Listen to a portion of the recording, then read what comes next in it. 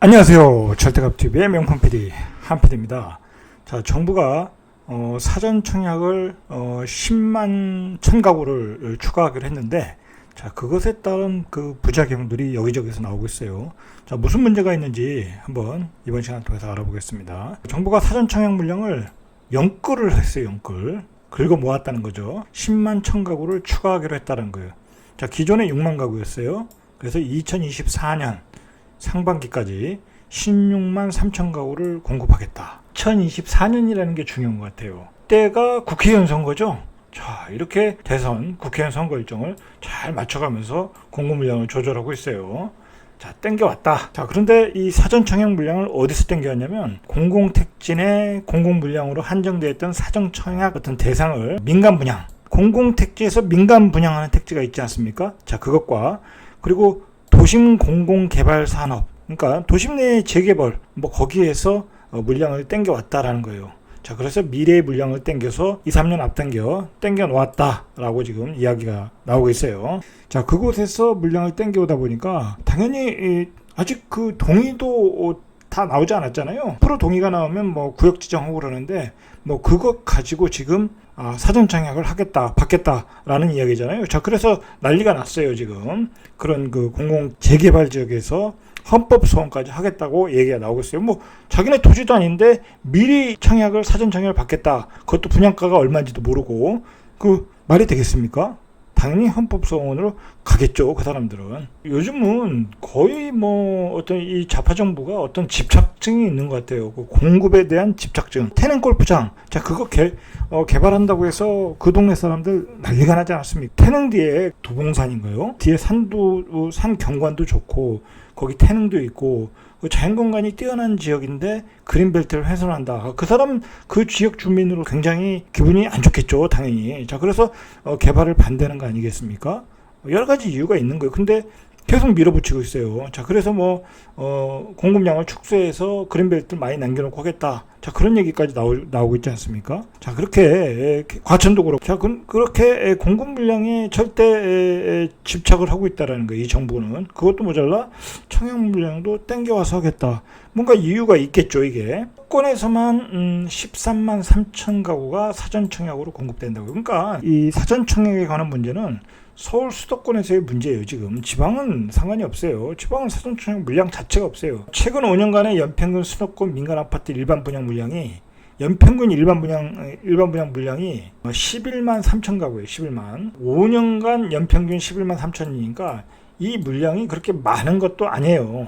자, 연평균에서 조금 넘는 거라는 거죠. 그렇게 대단한 물량도 아니다. 자, 근데 중요한 건 미래의 물량을 땡겨오는 거잖아요. 그러면 앞으로 분양한 물량은 또 없는 거야. 자, 이번에 발표한 그 신규 물량 중 그 한 10만 1000가구 중 80%가 8만 7천 가구예요. 이게 다 민간 분양이라고 그래요. 민간 분양에서 사전 청약을 하겠다라니까 어떤 부작용이 많겠죠. 그리고 지금 대형 건설사, 중견 건설사 다 불만족스러운 얘기가 나오고 있어요. 기사가. 대형 브랜드 입장에서는 자신의 브랜드의 이미지가 있잖아요. 그죠? 그런데 지금 분양가 자체가 사전 청약하면 그 당시의 분양가, 본 청약 때의 분양, 앞으로 3, 4년 뒤에 분양을 하다 보면 그 당시에 원자재 가격을 반영하고 또 토지 가격도 반영을 하고, 그래서 적정한 분양가를 산정할 수 있는데, 지금 미리 사전 청약을 하다 보면 그 분양가를 올릴 수 있는 폭이 제한돼 있어요. 사전 청약에서 일정한 어떤 그 밴드를 정하기 때문에, 그 청약 분양가의 어떤 밴드가 있기 때문에 어떻게 그 2, 3년 뒤에 어떤 원자재가 또 폭등할 수도 있는데, 그런 거에 대비하지 못한다는데 불만이 있는 거죠. 민간 건설사, 중견 건설사 다 불만이 나오고 있어요. 자, 이런 게 어떤 그 억지로 시장을 통제하는, 어떤 정부가 너무나 시장에 개입을 하는 안 좋은 사례라는 거예요. 안 좋은 사례다. 이것도 적당히 해야지. 아니 상지 신도시의 반 정도 이상을 사전 청약으로 한다. 이게 얼마나 문제가 많겠습니까? 어떤 분양가 산정에 있어서 그렇고, 그리고 분양가가 낮다 보면 질 좋은 아파트가 나올 수가 없어요. 자, 이런 대책이 왜 나왔냐? 바로 고용지책이라는 고용지책.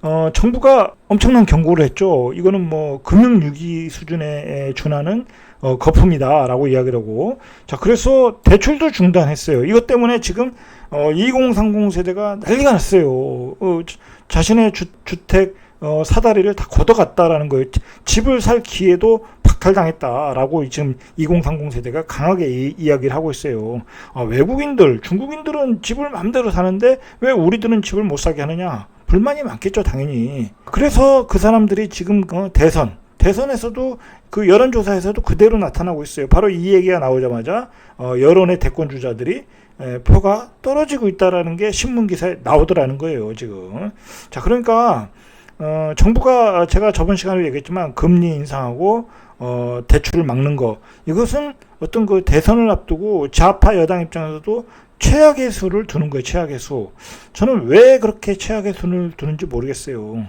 그냥 시장을 놔두면 되는데 시장이 계속 폭등을 하니까 정부도 알고 있는 거예요. 이 규제를 자기네들이 만들어 놓은 양도세 뭐 그런 규제들을 풀어주지 않으면 집값이 계속해서 신고가를 찍는다는 걸 알기 때문에 이렇게 무리한 대책을 썼더라.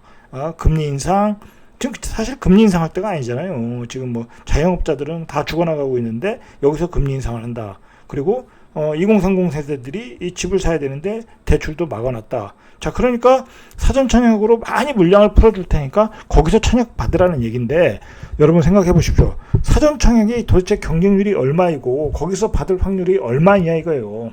자, 1주택자들은 다 못 받아요. 대부분이 못 받는다고 보시면 되고, 뭐 신혼특공, 생애지축 특공 그런 것도 몇십 대 1이고 몇백 대 1이에요. 실제적으로. 그러니까 받을 수 있는 사람은 한정되어 있기 때문에 별로 의미가 없는데 그나마 그것을 포기하고 집을 사겠다는 사람을 막는다는 것은 좀 문제가 있지 않냐라고 보는 거죠. 자, 그러니까 정부 입장에서는 이 기존의 규제는 그대로 가고 싶은 거예요. 제가 항상 얘기했지만 정부가 이 좌파 정책의 규제를 풀 수가 없어요. 이걸 푸는 순간 좌파의 색깔이 다 날아가는 거예요.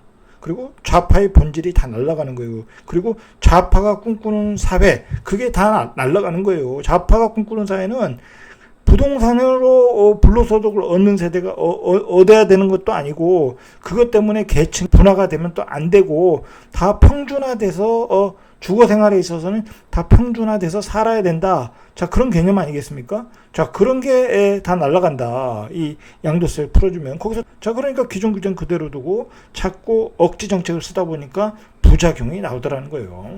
자, 그리고 이제 이런 사전 청약은 최근에 이제 계속 시장에서 신고가를 찍고 있으니까 주택이 이 단기 수급 불균형을 해소하라는 거예요. 그러니까 연끌하는 세대보러 사지 말아라. 사전 청약 하라는 얘기잖아요. 뭐 그럴싸하지만 그게 정부 입장에서는 그럴싸하죠. 그게 많은 공급량을 내놨지만, 그러나 요즘은 뭐 유튜브도 많고 블로그도 많고 좋은 글들이 많아서 요즘의 젊은 세대들은 그런 거에 감원 이설하지 않는다는 거예요. 계속해서 집을 사고 있지 않습니까? 대출도 막아버렸잖아요. 그래서 열이 받는 거예요. 자, 어쨌든 정부가 이렇게 사전 청약을 건설사들도 지금 굉장히 불만족스러운 이야기가 나오고 있는 상황에서, 여러 가지로 부작용이 나오고 있는 상황에서, 그리고 지금 이것 때문에 전세 가격이 또 폭등할 수 있어요. 그런 부작용, 이건 한마디로 꼼수 정책이다 라고 볼 수 있어요. 그러니까 요즘 패닉 바잉 하고 있으니까 이 불안을 죽이려고 청약 시기를 앞당겼다. 자, 그렇게 보시면 되고, 자, 중요한 것은 이 공급량에는 변함이 없어요. 뭐 나중에 분양할 걸 앞으로 당겨오면 결국은 그 공급량이 늘어난 게 아니잖아요. 그죠? 공급량이 변함이 없다. 미래의 것을 현재로 가져왔을 뿐이다. 자, 그리고 이 정부가 착각하는 게 있어요.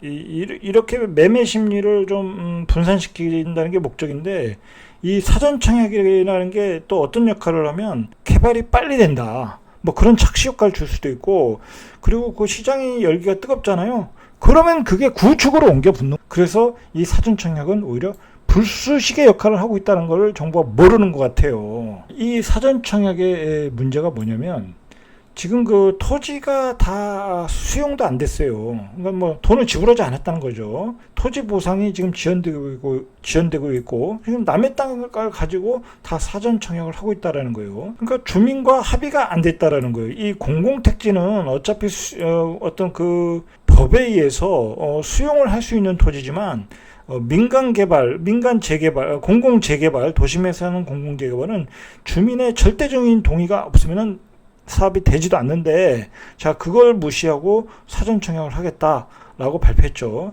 자, 그게 엄청난 지금 문제를 가지고 있어요. 그러니까 그 주민들이 헌법 소원하겠다라는 건데, 생각을 해보세요.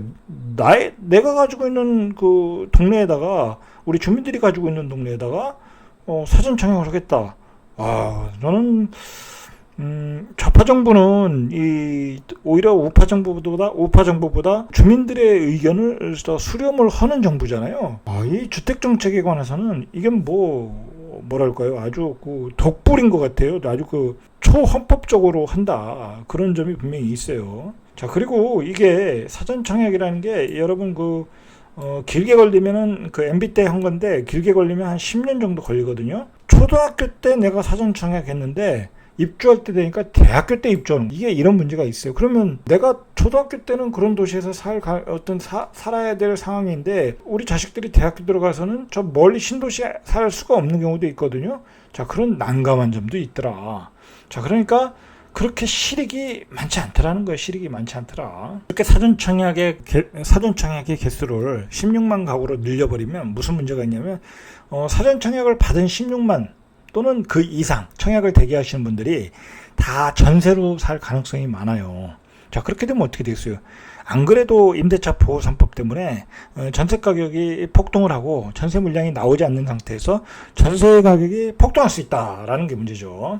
자, 그러면 어떻게 되겠어요? 이 갭 투자의 천국이 또다시 온다라는 거예요. 갭 투자의 천국이. 자, 사전 청약과 본 청약 일정을 보면 사전 청약과 본 청약까지는 한 2, 3년 걸린다고 그래요. 짧게 잡아서 2, 3년. 자, 그러니까 오래 하면 한 3년 후에 본 청약. 자, 그 본 청약 후 입주까지 또 3년. 자, 이렇게 걸리면 짧게 보면 6년이라는 거예요. 짧게 보면. 오래 하면 6년 뒤에 입주를 한다는 거예요. 보통은 10년인데. 자, 그래서 2024년 하반기에 사전 청약을 시행한다고 하면 한 6년 걸린다고 생각하고 2030년 내에 입주한다. 자, 그러니까 많은 전세 난민들이 2030년까지 많은 수요가 대기하고 있다라는 거예요. 그럼 전세 가격이 폭등한다. 앞으로 전세 가격이 떨어질 일이 없다라는 게 문제라는 거예요. 자, 그래서 사전 청약 확대가 이 주택 공급량 자체를 늘리는 게 아닌 만큼 근본적인 해결 대책이 아니라는 그 비판을 전문가들이 이야기를 하고 있고, 매매 시장의 수요 분산 효과는 다수 있을 수 있지만 전월세 시장의 어떤 불안정성, 폭등 가능성이 있다라는 거예요. 자, 그리고 중요한 거는 정부가 이렇게 무리한 그 사전 청약을 하느냐, 공공 재개발 지역까지 가서 물량을 땡겨오느냐, 저는 이게 다 선거 일정에 달려 있다고. 선거 일정에. 자, 여기서 만약에 집값이 폭등하면 선거는 대선에서 좌파 정권이 이길 수 없다라고 위기감을 가지니까 자꾸 무리한 정책이 나온. 집을 계약해놨는데 대출을 금지시키고 대출을 막아버리고, 그리고 자영업자는 지금 엄청난 고통 속에 있는데 코로나 때문에 금리를 인상하고, 이게 모든 게 대선에 포커스를 맞추고 있다. 이게 오히려 제가 이 무리한 이 집값 잡기, 이게 오히려 대선에 악재로 작용할 수도 있어요. 좀 알아야 될 것 같아, 이 좌파 정권은. 이게, 그리고 우리가 또 알아야 될 게 뭐냐면 대선 이후, 자, 좌파가 다 잡던 우파가 잡던, 자, 이 대선 이후에는 바뀔 가능성도 있다라는 거예요. 이 사전 청약에 대한 스케줄이. 좌파가 잡으면 그대로 가겠지만 우파가 만약에 잡으면 바뀔 수도 있다. 자, 그래서 이 내년 대선도 이 사전 청약의 스케줄에 중대 변수를 작용할 수밖에 없어요.